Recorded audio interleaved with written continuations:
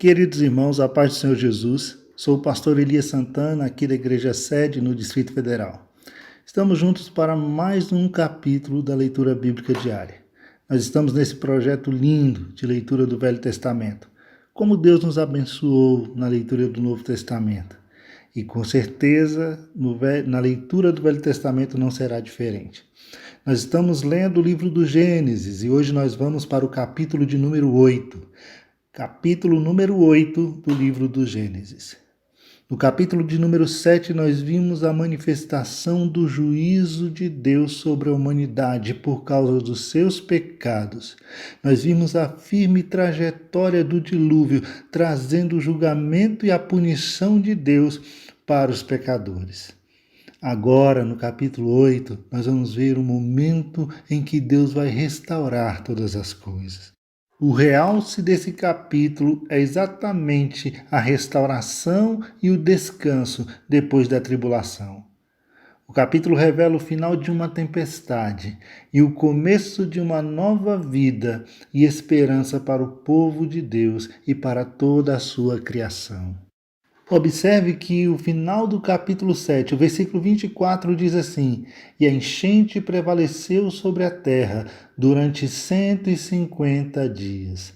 Durante 150 dias a terra estava submersa sob as águas do dilúvio.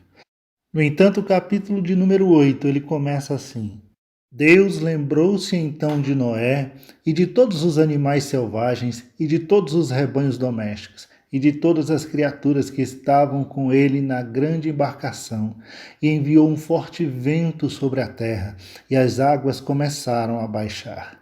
Fecharam-se as fontes do abismo e as comportas dos céus, e a chuva foi detida no céu. As águas pouco a pouco se retiraram da terra. Ao fim de 150 dias, as águas haviam diminuído. E no 17º dia do 7º mês, a arca encalhou sobre as montanhas de Ararat. O capítulo 8 ele começa de uma forma muito interessante. Ele começa com a expressão Deus lembrou-se de Noé e de todos os animais selvagens. E a pergunta que se faz é, Deus se esqueceu de Noé dentro da arca? Deus abandonou Noé e sua família, aqueles animais ali dentro daquela arca, no meio daquele grande dilúvio, e os esqueceu ali? Isso nos faz refletir, meus irmãos, que talvez na perspectiva de Noé e na perspectiva de seus filhos, daqueles que estavam dentro da arca, talvez por alguns instantes eles pudessem ter pensado assim, se sentido abandonado. É fácil sentir-se abandonado quando passamos por tempestades, achar que Deus nos abandonou, que Deus se esqueceu de nós. A sensação de abandono é uma reação humana normal, que quase todos nós já experimentamos, quer admitamos ou não. O salmista, no Salmo 10, versículo 1, ele diz assim: Por que, Senhor, te conservas longe? Por que te escondes nas horas de tribulação? Veja que essa é a sensação que muitos de nós passamos quando estamos enfrentando lutas, quando estamos enfrentando dificuldades e às vezes oramos, clamamos ao Senhor e parece que não há resposta de Deus. Parece que há um silêncio de Deus. E isso às vezes nos faz sentir assim, como se estivéssemos abandonados e esquecidos pelo Senhor. No entanto, irmãos, o termo lembrar-se em Gênesis 8:1 não significa trazer à memória alguma coisa que se havia esquecido. Deus não se esquece de nada, pois Ele conhece todas as coisas do princípio ao fim. Antes, o termo significa atentar para, cumprir uma promessa e realizar um gesto em favor de alguém. Podemos citar aqui, por exemplo, o texto de Hebreus, capítulo 10, versículo 17, onde a palavra de Deus ela nos diz: Também de nenhum modo me lembrarei dos seus pecados e das suas iniquidades para sempre. O que significa? Que Deus se esquece completamente dos nossos pecados? Como se não soubesse do que nós tivéssemos feito? Claro que não. Isso quer dizer que Deus não usará essas iniquidades contra nós, tratando-nos como pecadores. Sem dúvida, Deus sabe o que fizemos. No entanto, em função da nossa fé em Jesus Cristo, nossos pecados são esquecidos. Deus nos trata como se esses pecados jamais tivessem sido cometidos. Em Gênesis capítulo 19, versículo 29, nós temos a declaração de que Deus lembrou-se de Abraão e salvou Ló da destruição de Sodoma e Gomorra. O Senhor também se lembrou de Raquel quando ela orava pedindo um filho. O Senhor lembrou-se de Ana quando ela orava pedindo um filho ao Senhor. De forma que lembrar-se significa agir em favor de outrem. Lembrar-se deixa implícito um compromisso anterior de Deus e anuncia o cumprimento de sua promessa. Vale ressaltar, irmãos, que Noé, sua família e os animais haviam passado 1 ano juntos dentro da arca. Veja que isso é muito tempo. Será que por algum momento eles não perderam a paciência uns com os outros, ou até mesmo com os animais? Não há registro, irmãos, de que Deus tenha falado com Noé durante o período em que ele esteve trancado dentro daquela embarcação. E é muito provável que alguém da família possa ter sentido medo, possa ter sentido um certo receio de que Deus os houvesse abandonado ali naquele local. No entanto, irmãos, o capítulo 8 ele começa dizendo que Deus não apenas se lembrou de Noé e de sua família, como também se lembrou dos animais que estavam com ele naquela embarcação. Oh, meu irmão, esteja certo de que Deus jamais se esquece do seu povo, nem o abandona. Não somente por causa das suas promessas, mas também por causa do seu caráter. Deus é amor, e onde há amor, há fidelidade. Ele jamais pode negar-se a si mesmo ou a sua palavra, pois é Deus fiel, e jamais pode mudar, pois é imutável. Pelo fato de ser perfeito, é impossível que Deus mude para melhor, e pelo fato de ser santo, é impossível que Deus mude para pior. Não importa como nos sintamos, podemos confiar em Deus em qualquer circunstância. E após, irmãos, 150 dias de enchente, Deus assopra um vento forte e as águas então começam a baixar. A pergunta que se faz é: para onde foram as águas do dilúvio? Fato é que jamais podemos subestimar as forças das águas em movimento. É só pensar em um tsunami. É possível que o dilúvio tenha alterado de modo significativo os contornos da superfície terrestre e também das suas regiões subterrâneas, uma vez que houve erupções abaixo da superfície da Terra. É possível que continentes inteiros, cadeias de montanhas tenham surgido, ou até mesmo desaparecido da superfície da Terra, criando então espaços para que a água pudesse escoar. Os ventos que Deus soprou sobre a terra ajudaram a evaporar a água e também a colocá-la no seu lugar, ou seja, no lugar que Deus havia providenciado para ela. Ou você acha que um Deus poderoso o suficiente para cobrir toda a terra com água também não é sábio o suficiente para livrá-la de toda a água que a cobria? O salmista, nos Salmos de número 148, versículo 8, ele diz assim: relâmpagos, granizos, neves e neblinas, vendavais e tempestades, todos são dóceis à sua palavra, ou seja, todos estão debaixo do domínio de Deus. Agora as águas começaram a baixar, e no 17º dia do 7º mês, a arca repousou. A minha tradução bíblica diz: a arca encalhou sobre as montanhas do Ararat, mas outras traduções dizem que a arca repousou sobre as montanhas do Ararat, que é a tradução mais próxima do original hebraico, e que nos faz também lembrar o próprio significado do nome de Noé. Noé significa conforto, repouso. E era exatamente a esperança que estava no coração de seu pai, Lameque, quando do seu nascimento. Lameque, lá no capítulo 5, versículo 28 e 29, ele faz essa declaração. A esperança dele era que Noé trouxesse repouso para o mundo cansado, para o mundo exausto pelo pecado. Outra curiosidade importante a ser destacada aqui é que, apesar da Bíblia mencionar que a arca parou, repousou sobre as montanhas do Ararat, não se pode precisar ao certo o lugar onde a arca estava, onde a arca ficou parada após o dilúvio.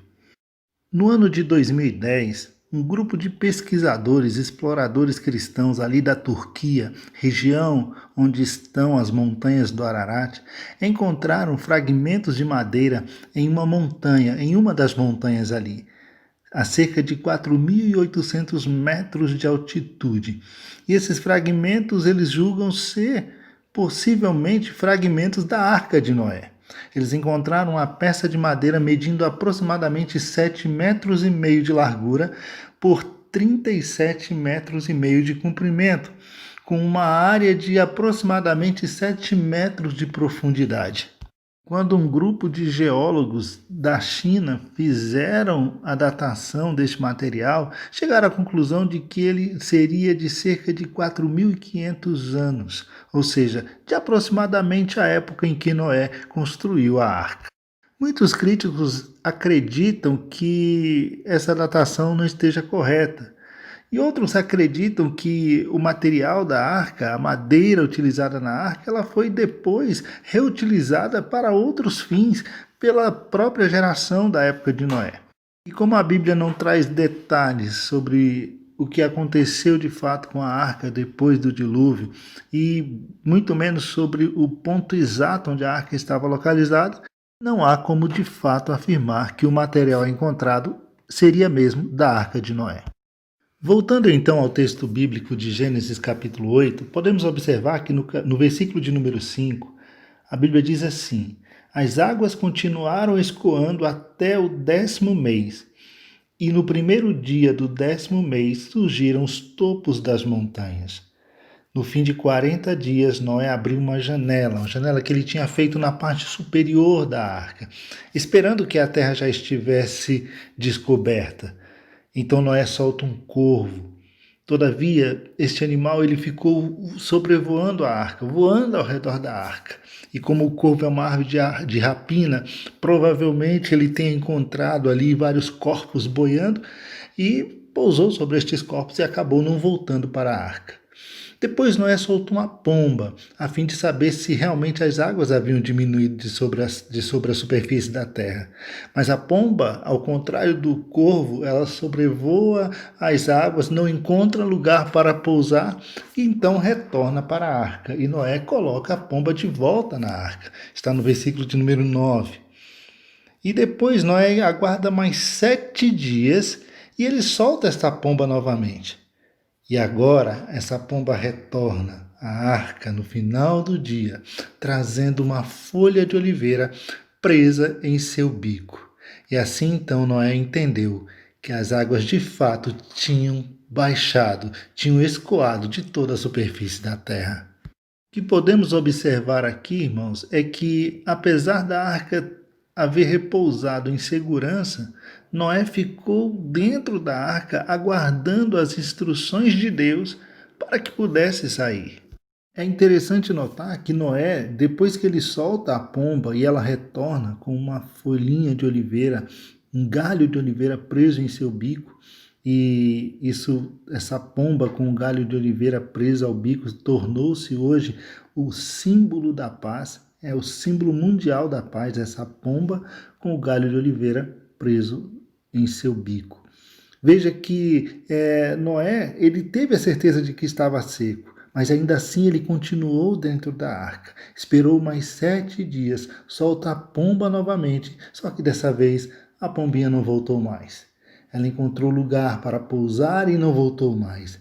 E ainda assim, Noé permaneceu dentro da arca, aguardando as instruções de Deus para que pudesse sair dela. O versículo 13 diz: no primeiro dia do primeiro mês do ano 601 da vida de Noé, secaram-se as águas que inundaram a terra. Ou seja, mais de um ano já havia se passado. Noé entrou na arca, ele tinha 600 anos, agora Noé já está com 601 anos. e as águas agora escoaram totalmente da superfície da terra. Noé então retira o teto de sobre a arca e observa que a terra está completamente seca. E no 27º dia do segundo mês, a terra já estava bem seca, ou seja, já havia escoado totalmente as águas do dilúvio. Certamente, irmãos, a essa altura, Noé, que já havia passado mais de um ano dentro da arca, estava ansioso para sair e colocar os pés em terra seca, voltar à terra seca. Contudo, ele e sua família esperaram pela orientação divina. As situações na terra pareciam favoráveis para que ele desembarcasse com toda a sua família, mas isso não era a garantia de que Deus desejava que saíssem imediatamente e que começassem a sua nova vida. A fé obediente é a nossa resposta à palavra de Deus. Obedecer à vontade de Deus implica não apenas fazer as coisas certas, fazer as coisas do jeito certo, com a motivação certa, mas também fazer as coisas no tempo certo. O que podemos observar aqui é que Deus recompensou a fé de Noé e de toda a sua família, cuidando deles durante todo esse período em que eles estiveram dentro da arca. Deus também preparou a terra para que eles pudessem deixar a embarcação. Noé foi uma espécie de segundo Adão ao recomeçar a raça humana. Deus havia separado a terra das águas durante a semana da criação, preparando-a para Adão e para Eva. Então Deus faz da mesma forma agora com o dilúvio, prepara a terra para que Noé e sua família pudessem recomeçar a história da humanidade. Tudo isso, irmãos, nós podemos observar o cuidado de Deus com Noé. O cuidado e a fidelidade de Deus para com Noé e sua família, cumprindo assim a sua promessa de trazê-los em segurança dentro daquela embarcação, à terra seca novamente, para que a história da humanidade pudesse ser recomeçada. Que Deus em Cristo nos abençoe. Nós vamos continuar a leitura do Gênesis e do capítulo 8 de Gênesis no próximo áudio. Nós louvamos a Deus por essa oportunidade, por esse privilégio. Agradecemos a nossa pastora presidente, ao pastor Gideon Júnior, por nos dar a oportunidade de participar desse projeto tão lindo de estudo da palavra do Senhor. A paz do Senhor Jesus.